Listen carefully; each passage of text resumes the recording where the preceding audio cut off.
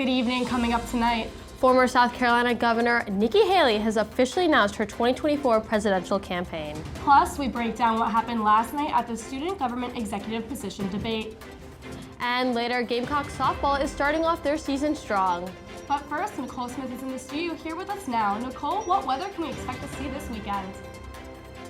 We can be expecting to see some warmer weather coming up. I'll have the weather forecast for this week and more for you tonight on SGTV.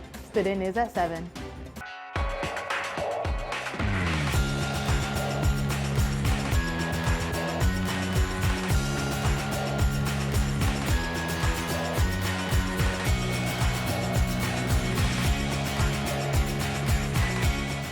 Live from the Kennedy Greenhouse Studio. This is Student News at 7. Good evening, Carolina. I'm Meagan Daukshus. And I'm Brianna. Thanks for joining us tonight. Yesterday, Nikki Haley officially announced her run for president in the 2024 election. Haley posted a campaign kickoff to her Twitter account Tuesday afternoon, and a campaign website went live shortly after. She originally was expected to formally announce her run at an event on Wednesday, February 15th, in the heart of the historic district in Charleston. However, through social media, the public saw the earliest preparations for her White House bid. Haley already has endorsements from both Republicans and Democrats, such as U.S. Senator Lindsey Graham and Democratic National Committee Chair Jamie Harrison. The former South Carolina governor will be running against Donald Trump in an effort to gain the Republican Party's nomination. Yesterday, the South Carolina House passed a near-total abortion ban for the second time. The votes were 83-31 for advancing the bill. The bill has exceptions for rape, incest, fatal fetal anomaly, and the health and life of the mother. It also states that patients who receive an abortion will not be criminalized, but allows patients, minor guardians, and the state's attorney general to sue those that are illegally ending pregnancies. The bill will not go into effect until after Governor Henry McMaster approves it. The gunman who killed 3 students in a shooting spree at Michigan State appeared to have no connection to the university. The 33-year-old gunman fired inside both an academic building and the student union building shortly before 8:30 p.m. Monday night. Local officials and Michigan State campus police claim to have, quote, absolutely no idea of what the motive was, end quote. The gunman was not a student or a Michigan State employee. According to the Gun Violence Archive, more than 600 mass shootings occurred in 2022, and dozens of individuals have died from mass shootings in 2021 alone. The investigation of the shooting is still underway, and many details are expected to be released to the public in days to come. Last night, SGTV broadcasted the student government candidate debate from Russell House. Candidates for student body president, vice president, speaker of student senate, and the newly instated position of treasurer debated on debated on where they saw their best fit for their position. The debate started with hearing from the treasurers discussing why they feel it is important for the treasurer position and how student organizations have access to funding. Both treasurer candidates Hannah Ausbach-Lama and Brandon Brodisky mentioned how they want to make it more known that there is funding for student organizations that come from their tuition. During the Student Senate debate, Cameron Eubanks spoke on creating relationships with the student government and students, saying he wants to create a positive bipartisan relationship. The presidential candidates debated on fixing things around campus for the students, along with fixing student government for the students. Make sure you cast your vote in the student government election. Polls open on Self-Service Carolina at 9 a.m. February 21st and close at 5 p.m. February 22nd. SGTV will be broadcasting the student government election results live next Wednesday on YouTube at SGTV at USC. So Meagan, you went to the debate yesterday. What was the vibe? What was going on? It was a little tense in there, I have to say. A little back and forth from both candidates. I'm interested to see how their platforms go forward and who wins the election this year. And you can find that on all of their social medias too, right? Yes. Coming up after the break, the latest in Gamecock sports. Stay close. SGTV News 4 sports reporter Violet Raftery has the latest scoop. What have you got for us, Violet?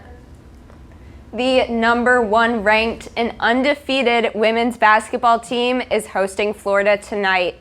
This comes after head coach Dawn Staley's team recorded an 88-64 victory on Sunday in a highly anticipated matchup against the now formerly undefeated LSU. And despite the energy inside Colonial Life Arena last weekend, Staley and the Gamecocks recognized the importance of every game of the season, including the one tonight. I think this team just wants to win. And whatever the competition is, whoever it is, they're going to play to the best of their abilities, win, lose, or draw. I know they're playing to win, they're prepping to win, and that's what we'll continue to do. And now, for the fans who couldn't make it out tonight, the last home game of the regular season tips off at noon on Sunday, February 26th against Georgia.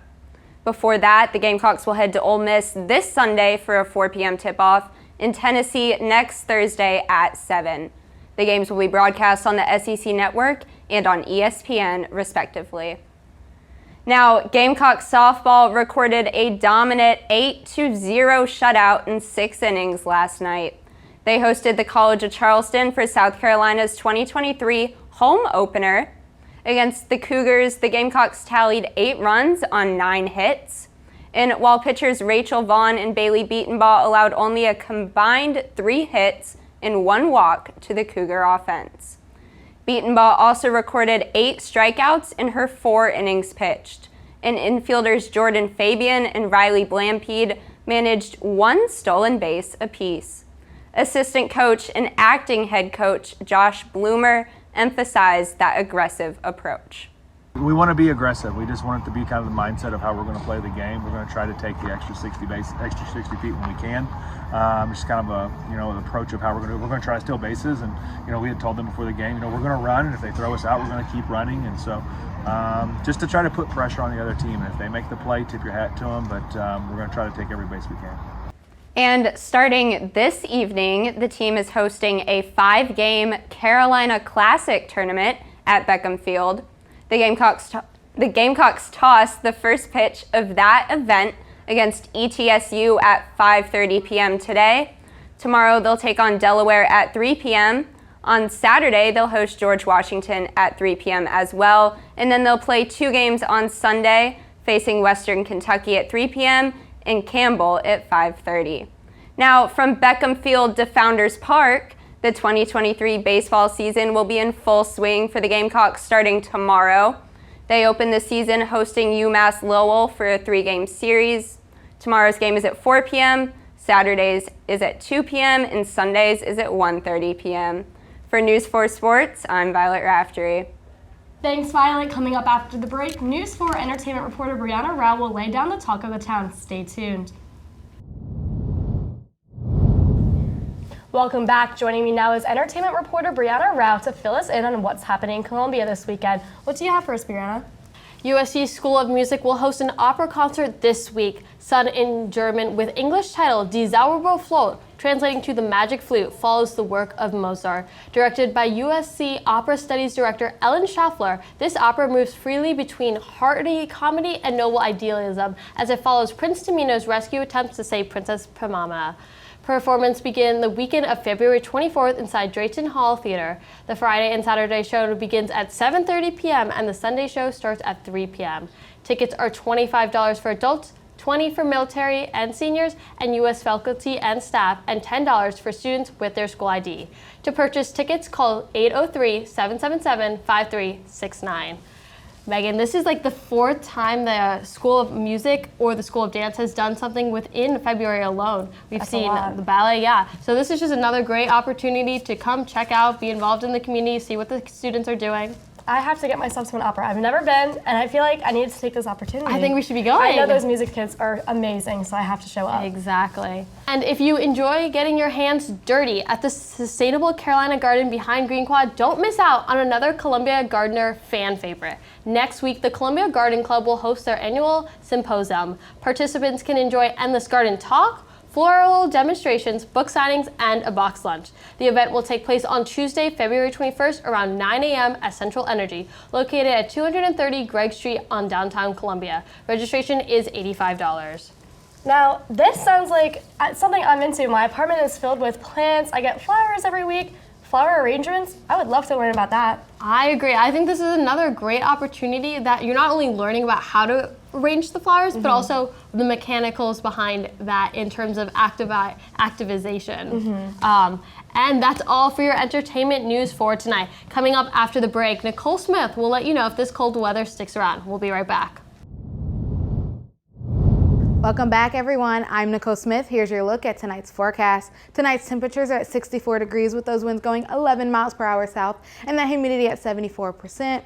And now we're not going to have such clear skies tonight. We're going to have those cloudy skies here, but hopefully you got to catch that sunset here at 6:09 p.m. Now let's take a look at what South Carolina is looking like as a whole. We have here in that upper region, we have those mid 60s with that 65 all throughout that upper region. And as we move into those mid to lower regions, we have those mid 60s to those low 70s. Now let's take a look at what Columbia is going to be looking like this week. As you can see, it's going to get a bit warmer this week with those high 60s or those high 50s to those high 70s with that highest here on Wednesday at 79. And then as we move more into the night, we're going to have those low 30s to those low 60s here, high again on Wednesday with that 60%. And as you can see, it will rain here on Friday, but that is the only day we are going to be seeing rain. We're going to see that sun peeking on through, and we're going to have mostly cloudy days coming on through.